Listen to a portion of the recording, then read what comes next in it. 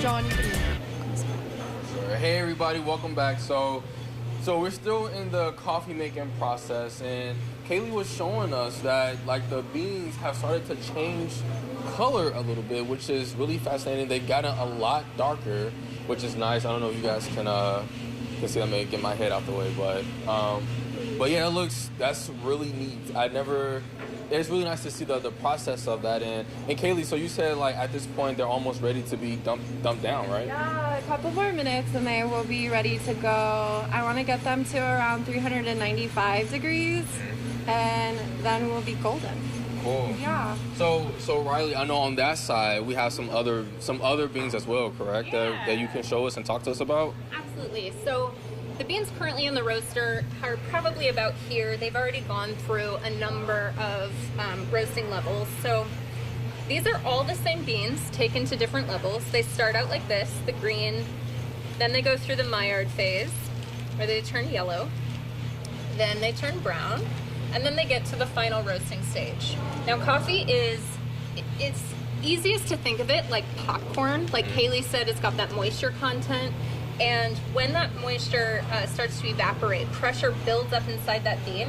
I'll let you guys actually just grab one of these and then one of those and see how much more brittle the coffee at the end is. That's because it's lost that moisture content. You can like try to break it. You can't really get in there with the green ones. Audrey's trying it now. Yeah, they're really But try the brown one. rock solid. And then it's still a little tricky. But I'm not very... There we go. I got it. She got it. Yeah, So, a lot more brittle.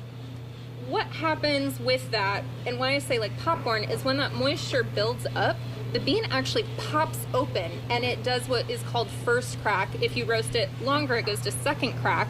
And that is, you're going to be able to hear it in the roaster pretty soon.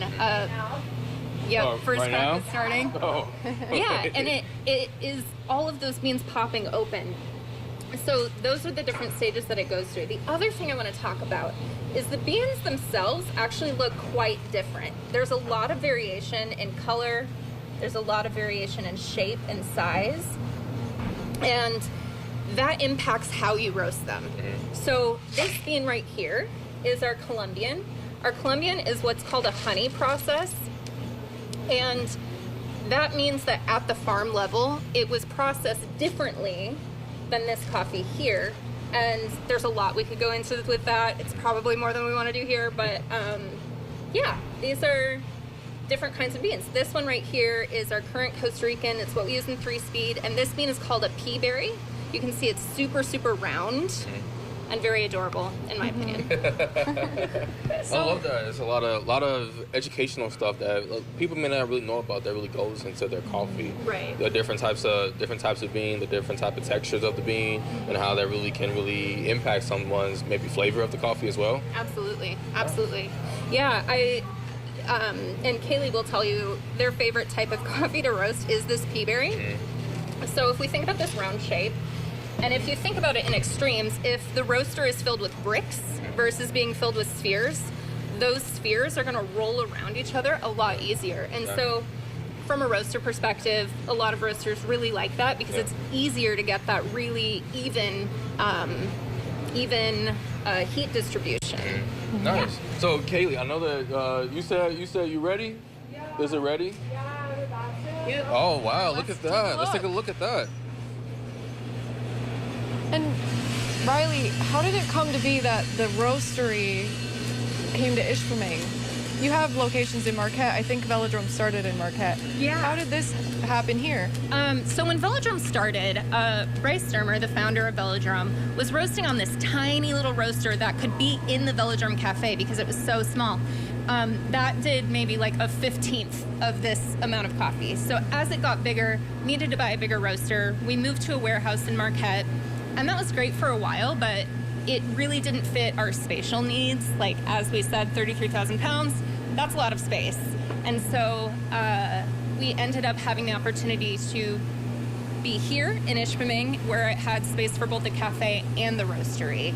And it was just kind of, It was fate, Kaylee says. You guys are doing like a lot, you know? There's a lot that goes into this that I honestly didn't really understand. I mean, I'm not really a coffee drinker, but I feel like even people who do drink coffee didn't really understand what all goes into their coffee. I mean, I didn't. yeah, I honestly drink wouldn't have known that. You did it before. I did it before this job either. Yeah. Yeah. So.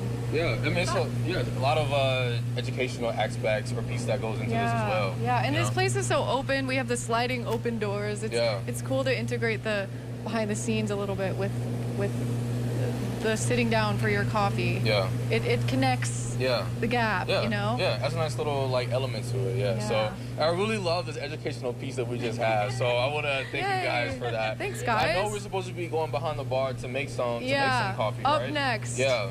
I told you guys last time that's what we're gonna do, but for real, in 3 minutes, we're behind the bar. For real this time. So stay tuned, and we're gonna have some fun. We'll be right back.